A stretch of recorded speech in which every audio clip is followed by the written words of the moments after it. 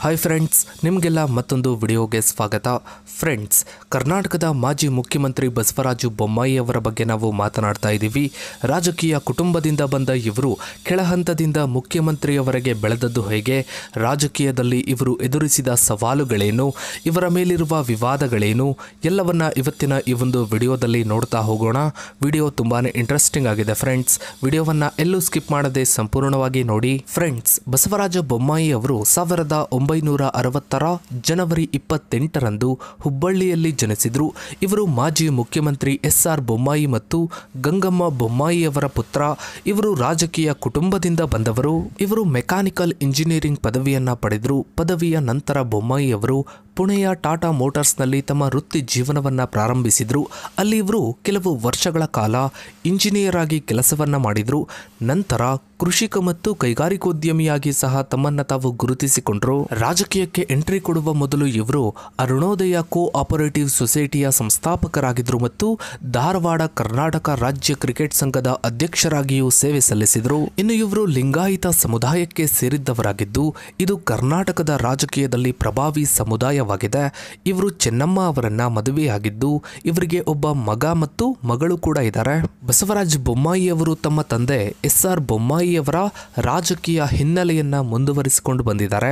ಎಸ್.ಆರ್. ಬೊಮ್ಮಾಯಿ ಅವರು ಜನತಾ ಪಕ್ಷದ ನಾಯಕರಾಗಿ 1988 ಮತ್ತು 89 ನಡುವಿನ ಕರ್ನಾಟಕದ 11ನೇ ಮುಖ್ಯಮಂತ್ರಿಯಾಗಿ ಸೇವೆ ಸಲ್ಲಿಸಿದರು. ಬಸವರಾಜ ಬೊಮ್ಮಾಯಿ ಮತ್ತು ಅವರ ತಂದೆ ಎಚ್.ಡಿ. ದೇವೇಗೌಡ ಮತ್ತು ಎಚ್.ಡಿ. ಕುಮಾರಸ್ವಾಮಿ ನಂತರ ಕರ್ನಾಟಕದಲ್ಲಿ ಮುಖ್ಯಮಂತ್ರಿ ಸ್ಥಾನವನ್ನ ಅಲಂಕರಿಸಿದ ಎರಡನೇ ತಂದೆ ಮಗ ಜೋಡಿ ಎನಿಸಿಕೊಂಡಿದೆ. ಬಸವರಾಜ ಬೊಮ್ಮಾಯಿ ಅವರು 1992ರಲ್ಲಿ ಜನತಾದಳದ ಸದಸ್ಯರಾಗಿ ರಾಜಕೀಯಕ್ಕೆ ಪ್ರವೇಶಿಸಿದರು.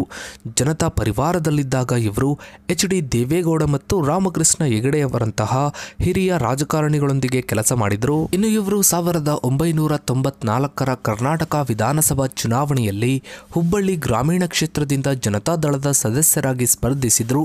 ಆದರೆ ನಂತರ ಮುಖ್ಯಮಂತ್ರಿಯಾದ ಜಗದೀಶ್ ಶೆಟ್ಟರ್ ಅವರ ವಿರುದ್ಧ ಸೋಲನ್ನ ಕಂಡರು. ಈ ಆರಂಭಿಕ ಹಿನ್ನಡೆಯ ಹೊರತಾಗಿಯೂ ಇವರು ವಿಧಾನ ಪರಿಷತ್ನ ಮೂಲಕ ಶಾಸನಸಭೆಯ ಅನುಭವವನ್ನ ಗಳಿಸಿದರು. ನಂತರ 1998 ಮತ್ತು 2004ರಲ್ಲಿ ಧಾರವಾಡ ಸ್ಥಳೀಯ ಸಂಸ್ಥೆಗಳ ಕ್ಷೇತ್ರದಿಂದ ಜನತಾದಳದಿಂದ ವಿಧಾನ ಪರಿಷತ್ ಸದಸ್ಯರಾಗಿ ಆಯ್ಕೆಯಾದರು. ಈ ಅವಧಿಯಲ್ಲಿ ಇವರು ಆಗಿನ ಮುಖ್ಯಮಂತ್ರಿ ಜೆ.ಎಚ್. ಪಟೇಲ್ ಅವರಿಗೆ ಸಂಸದೀಯ ಕಾರ್ಯದರ್ಶಿಯಾಗಿ ಮತ್ತು ಮೇಲ್ಮನವಿಯಲ್ಲಿ ವಿರೋಧ ಪಕ್ಷದ ಉಪನಾಯಕರಾಗಿ ಸೇವೆ ಸಲ್ಲಿಸಿದರು. ಸಂಸದೀಯ ಕಾರ್ಯವಿಧಾನಗಳಲ್ಲಿ ಇವರು ಗಳಿಸಿದ ಅನುಭವವು ಇವರಿಗೆ ಸಮಸ್ಯೆ ಪರಿಹಾರಕ ಎಂಬ ಖ್ಯಾತಿಯನ್ನ ತಂದುಕೊಡ್ತು. ಇದು ಮುಂದೆ ಬಿಜೆಪಿಯಲ್ಲಿ ಇವರಿಗೆ ಹೆಚ್ಚು ಮೌಲ್ಯಯುತವಾಯಿತು. ಕೃಷಿ ಕ್ಷೇತ್ರದ ಬಗೆಗಿನ ಇವರ ಆಳವಾದ ಆಸಕ್ತಿಯು 2007ರಲ್ಲಿ ಮುಂಚೂಣಿಗೆ ಬಂದಿತ್ತು.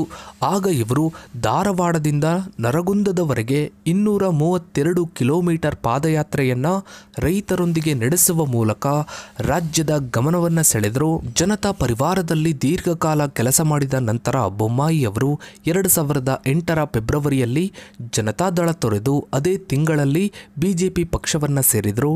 ಈ ಬದಲಾವಣೆಯು ಕೇವಲ ಪಕ್ಷಾಂತರವಾಗಿರದೆ ರಾಜಕೀಯ ಕಾರ್ಯಸಾಧ್ಯತೆಯ ಕಾರ್ಯತಂತ್ರದ ಲೆಕ್ಕಾಚಾರವಾಗಿತ್ತು. ಆಗ ಜನತಾ ಪರಿವಾರವು ರಾಜ್ಯದಲ್ಲಿ ತನ್ನ ರಾಜಕೀಯ ನೆಲೆಯನ್ನ ಕಳೆದುಕೊಳ್ತಿತ್ತು.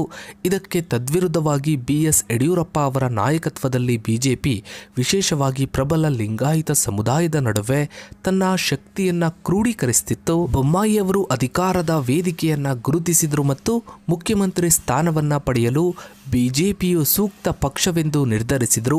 ಈ ಕಾರಣದಿಂದಲೇ ಅವರು ಬಿಜೆಪಿ ಸೇರಿಕೊಂಡ ನಂತರ 2008ರ ವಿಧಾನಸಭಾ ಚುನಾವಣೆಯಲ್ಲಿ ಹಾವೇರಿ ಜಿಲ್ಲೆಯ ಶಿಗ್ಗಾವಿ ಕ್ಷೇತ್ರದಿಂದ ಸ್ಪರ್ಧಿಸಿ ಗೆಲುವನ್ನ ಸಾಧಿಸಿದರು. ಇವರ ಈ ರಾಜಕೀಯ ಬದಲಾವಣೆಯು ಗಮನ ಸೆಳೆಯಿತು. ಏಕೆಂದರೆ ಇವರು ಮೂಲತಃ ಬಿಜೆಪಿಯಿಂದ ಬರದೇ ಇದ್ರು. ನಂತರ ಮುಖ್ಯಮಂತ್ರಿಯಾಗುವ ಮೂಲಕ ಈ ಸಾಧನೆ ಮಾಡಿದ ಮೊದಲ ನಾಯಕರಲ್ಲಿ ಒಬ್ಬರಾದರು. ಇವರ ತಂದೆ ಸಮಾಜವಾದಿ ಮತ್ತು ಒಕ್ಕೂಟವಾದಿ ಸಿದ್ಧಾಂತಗಳ ಬೆನ್ನಟ್ಟಿದ ಹಿನ್ನೆಲೆಯಲ್ಲಿ ಬಸವರಾಜ ಬೊಮ್ಮಾಯಿಯವರ ಬಲಪಂಥೀಯ ಪಕ್ಷದ ಸೇರ್ಪಡೆಯು ಆನುವಂಶಿಕ ಸಿದ್ಧಾಂತವನ್ನ ಮೀರಿ ಅಧಿಕಾರ ರಾಜಕಾರಣಕ್ಕೆ ಕೊಟ್ಟ ಮಹತ್ವವನ್ನ ಸ್ಪಷ್ಟಪಡಿಸಿತು. ಬಿಜೆಪಿ ಸೇರಿದ ನಂತರ ಬಸವರಾಜ ಬೊಮ್ಮಾಯಿ ಅವರು ಯಡಿಯೂರಪ್ಪ ಅವರ ಆತ್ಮೀಯ ಸಹಾಯಕರಾಗಿ ಮತ್ತು ವಿಶ್ವಾಸಾರ್ಹ ಸದಸ್ಯರಾಗಿ ತುಂಬ ಬೇಗನೆ ಗುರುತಿಸಿಕೊಂಡರು. 2012ರಲ್ಲಿ ಬಿಎಸ್ವೈ ಪಕ್ಷವನ್ನ ತೊರೆದು ಕರ್ನಾಟಕ ಜನತಾ ಪಕ್ಷವನ್ನ ಸ್ಥಾಪಿಸಿದಾಗಲೂ ಬೊಮ್ಮಾಯಿಯವರು ಬಿಜೆಪಿಯಲ್ಲಿಯೇ ಉಳಿದುಕೊಂಡ್ರು. ಈ ನಿರ್ಧಾರವು ಪಕ್ಷದ ಹೈಕಮಾಂಡ್ನ ನಂಬಿಕೆಯನ್ನ ಗಳಿಸಲು ಸಹಾಯ ಮಾಡಿತು. ಆದರೂ ಯಡಿಯೂರಪ್ಪ ಅವರು 2014ರಲ್ಲಿ ಬಿಜೆಪಿಗೆ ಮರಳಿದಾಗ ಬೊಮ್ಮಾಯಿಯವರು ಉಭಯ ಬಣಗಳ ನಡುವಿನ ಪ್ರಮುಖ ಕೊಂಡಿಯಾಗಿ ಸೇವೆ ಸಲ್ಲಿಸಿದರು.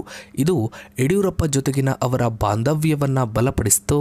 ರಾಜ್ಯದ ರಾಜಕೀಯದಲ್ಲಿ ಬದಲಿಸಲಾಗದ ಲಿಂಗಾಯತ ನಾಯಕರಾಗಿದ್ದ ಯಡಿಯೂರಪ್ಪ ಅವರಿಗೆ ಪರ್ಯಾಯವನ್ನ ಹುಡುಕುತ್ತಿದ್ದಾಗ ಬೊಮ್ಮಾಯಿಯವರು ಕೇಂದ್ರ ನಾಯಕತ್ವಕ್ಕೆ ನಿಷ್ಠರಾಗಿ ಉಳಿದ್ರು. ಲಿಂಗಾಯತ ಸಮುದಾಯದ ಮೇಲೆ ಪ್ರಭಾವ ಹೊಂದಿರುವ ಕಾರಣ ಆದರ್ಶ ಪರಿವರ್ತನಾ ಸೇತುವೆಯಾದರು. ಇನ್ನು ಬೊಮ್ಮಾಯಿಯವರ ರಾಜಕೀಯ ಜೀವನವನ್ನ ಬಲಪಡಿಸುವಲ್ಲಿ ಜಲಸಂಪನ್ಮೂಲ ಸಚಿವರಾಗಿ ಇವರ ಅವಧಿಯು ನಿರ್ಣಾಯಕವಾಗಿತ್ತು. 2008ರಿಂದ 2013ರವರೆಗೆ ಇವರು ಯಡಿಯೂರಪ್ಪ, ಸದಾನಂದಗೌಡ ಮತ್ತು ಜಗದೀಶ್ ಶೆಟ್ಟರ್ ಅವರ ನೇತೃತ್ವದ ವಿವಿಧ ಬಿಜೆಪಿ ಸರ್ಕಾರಗಳಲ್ಲಿ ಜಲಸಂಪನ್ಮೂಲ ಸಚಿವರಾಗಿ ಸೇವೆ ಸಲ್ಲಿಸಿದರು. ಇವರು ಕರ್ನಾಟಕದ ನೀರಾವರಿ ವಿಷಯಗಳ ಬಗ್ಗೆ ಆಳವಾದ ಜ್ಞಾನವನ್ನು ಹೊಂದಿದ್ದಾರೆ ಮತ್ತು ನೀರಾವರಿ ಯೋಜನೆಗಳಿಗೆ ನೀಡಿದ ಕೊಡುಗೆಗಳಿಗೆ ಮೆಚ್ಚುಗೆಯನ್ನು ಕೂಡ ಪಡೆದುಕೊಂಡಿದ್ದಾರೆ. ಇವರ ಪ್ರಮುಖ ಸಾಧನೆ ಎಂದರೆ ಹಾವೇರಿ ಜಿಲ್ಲೆಯ ಶಿಗ್ಗಾವಿ ತಾಲೂಕಿನಲ್ಲಿ ಭಾರತದ ಮೊದಲ 100% ಕೊಳವೆ ನೀರಾವರಿ ಯೋಜನೆಯನ್ನ ಜಾರಿಗೆ ತಂದಿದ್ದು. ಇನ್ನು ಯಡಿಯೂರಪ್ಪ ಸರ್ಕಾರದಲ್ಲಿ ಬೊಮ್ಮಾಯಿಯವರು ಗೃಹ ವ್ಯವಹಾರಗಳು, ಕಾನೂನು ಮತ್ತು ಸಂಸದೀಯ ವ್ಯವಹಾರಗಳ ರಾಜ್ಯ ಸಚಿವ ಮತ್ತು ಸಹಕಾರ ಸಚಿವರಂತಹ ಪ್ರಮುಖ ಖಾತೆಗಳನ್ನು ನಿರ್ವಹಿಸಿದರು. ಗೃಹ ಸಚಿವರಾಗಿ ಇವರು ಆಂತರಿಕ ಭದ್ರತೆಯನ್ನು ಹೆಚ್ಚಿಸಲು ಒಳ್ಳೆಯ ಹೆಜ್ಜೆಗಳನ್ನು ಇಟ್ಟರು. ಇನ್ನು BS ಯಡಿಯೂರಪ್ಪ ಅವರು ರಾಜೀನಾಮೆ ನೀಡಿದ ನಂತರ 2021ರ ಜುಲೈ 27ರಂದು ಬಸವರಾಜ ಬೊಮ್ಮಾಯಿ ಅವರು ಕರ್ನಾಟಕದ 23ನೇ ಮುಖ್ಯಮಂತ್ರಿಯಾಗಿ ಪ್ರಮಾಣ ವಚನವನ್ನ ಸ್ವೀಕರಿಸಿದರು. ಬಿಜೆಪಿಯಿಂದ ಮೂಲತಃ ಬರದೇ ಇದ್ರೂ ಲಿಂಗಾಯತ ಸಮುದಾಯದ ನಾಯಕರಾಗಿ ಮತ್ತು BS ಯಡಿಯೂರಪ್ಪ ಅವರ ನಿಕಟವರ್ತಿಯಾಗಿ ಇವರು ಕೇಂದ್ರ ನಾಯಕತ್ವದಿಂದ ವಿಶ್ವಾಸಾರ್ಹ ಮತ್ತು ಪರಿವರ್ತನಾ ನಾಯಕರಾಗಿ ಆಯ್ಕೆಯಾದರು. ಆದರೆ ಬಸವರಾಜ ಬೊಮ್ಮಾಯಿ ಅವರ ನಾಯಕತ್ವದಲ್ಲಿ ಬಿಜೆಪಿ 2023ರ ವಿಧಾನಸಭಾ ಚುನಾವಣೆಯಲ್ಲಿ ಅಧಿಕಾರವನ್ನ ಉಳಿಸಿಕೊಳ್ಳಲು ವಿಫಲವಾಯಿತು. ಕಾಂಗ್ರೆಸ್ 135 ಸ್ಥಾನವನ್ನ ಗಳಿಸಿ ನಿರ್ಣಾಯಕ ಬಹುಮತವನ್ನ ಸಾಧಿಸಿದರೆ ಬಿಜೆಪಿ ಕೇವಲ 66 ಸ್ಥಾನಗಳಿಗೆ ಕುಸಿತು. ಈ ಚುನಾವಣಾ ಫಲಿತಾಂಶದಲ್ಲಿ ವೈಯಕ್ತಿಕ ಸಾಧನೆ ಮತ್ತು ಪಕ್ಷದ ಸೋಲಿನ ನಡುವೆ ಒಂದು ವಿರೋಧಾಭಾಸ ಕಂಡುಬಂತು. ಪಕ್ಷದ ಸಾಮೂಹಿಕ ವೈಫಲ್ಯದ ನಡುವೆಯೂ ಬೊಮ್ಮಾಯಿಯವರು ಶಿಗ್ಗಾವಿ ಕ್ಷೇತ್ರದಲ್ಲಿ ವೈಯಕ್ತಿಕವಾಗಿ 33,000ಕ್ಕೂ ಹೆಚ್ಚು ಮತಗಳ ಪ್ರಬಲ ಅಂತರದಿಂದ ಗೆಲುವನ್ನು ಸಾಧಿಸಿದರು. ರಾಜ್ಯ ಚುನಾವಣೆಯಲ್ಲಿ ಸೋತ ನಂತರ ಬೊಮ್ಮಾಯಿಯವರನ್ನು ರಾಷ್ಟ್ರೀಯ ರಾಜಕೀಯಕ್ಕೆ ಪರಿವರ್ತಿಸಲಾಯಿತು. ಮಾರ್ಚ್ 2024ರಲ್ಲಿ ಇವರನ್ನು ಲೋಕಸಭಾ ಚುನಾವಣೆಗೆ ಹಾವೇರಿ ಕ್ಷೇತ್ರದಿಂದ ಬಿಜೆಪಿ ಅಭ್ಯರ್ಥಿಯಾಗಿ ಘೋಷಿಸಲಾಯಿತು. ಇವರು ಜೂನ್ 4, 2024ರಂದು ಲೋಕಸಭೆಯ ಸದಸ್ಯರಾಗಿ ಅಧಿಕಾರವನ್ನು ವಹಿಸಿಕೊಂಡರು. ಇನ್ನು ಇತ್ತೀಚಿನ ದಿನಗಳಲ್ಲಿ ಬೊಮ್ಮಾಯಿಯವರ ವಿರುದ್ಧ ಸೋಷಿಯಲ್ ಮೀಡಿಯಾದಲ್ಲಿ ಒಂದು ಗಂಭೀರ ಆರೋಪವೂ ಕೂಡ ಕೇಳಿಬಂತು. ಆದರೆ ಬೊಮ್ಮಾಯಿಯವರು ಇದುವರೆಗೂ ಕೂಡ ಅದರ ಬಗ್ಗೆ ಎಲ್ಲೂ ಮಾತನಾಡಿಲ್ಲ. ಸೊ ಫ್ರೆಂಡ್ಸ್, ಇದಾಗಿತ್ತು ಇವತ್ತಿನ ಈ ಒಂದು ವಿಡಿಯೋದ ಬಗ್ಗೆ ನಿಮ್ಮ ಅನಿಸಿಕೆ ಅಭಿಪ್ರಾಯಗಳನ್ನು ತಪ್ಪದೆ ಕಮೆಂಟ್ ಸೆಕ್ಷನ್ನಲ್ಲಿ ಕಮೆಂಟ್ ಮಾಡಿ. ಹಾಗೆ ವಿಡಿಯೋಗೊಂದು ಲೈಕ್ ಮಾಡ್ತಾ ವಿಡಿಯೋನ ಆದಷ್ಟು ಎಲ್ಲ ಕಡೆ ಶೇರ್ ಮಾಡಿ. ನೀವಿನ್ನು ನಮ್ಮ ಚಾನಲ್ಗೆ ಸಬ್ಸ್ಕ್ರೈಬ್ ಆಗಿಲ್ಲ ಅಂದರೆ ಕೆಳಗಡೆ ಕಾಣೋ ಸಬ್ಸ್ಕ್ರೈಬ್ ಅನ್ನು ಕ್ಲಿಕ್ ಮಾಡಿ. ಹಾಗೆ ಪಕ್ಕದಲ್ಲಿ ಕಾಣೋ ಬೆಲ್ ಐಕನ್ ಕೂಡ ಕ್ಲಿಕ್ ಮಾಡಿ. Thanks for watching.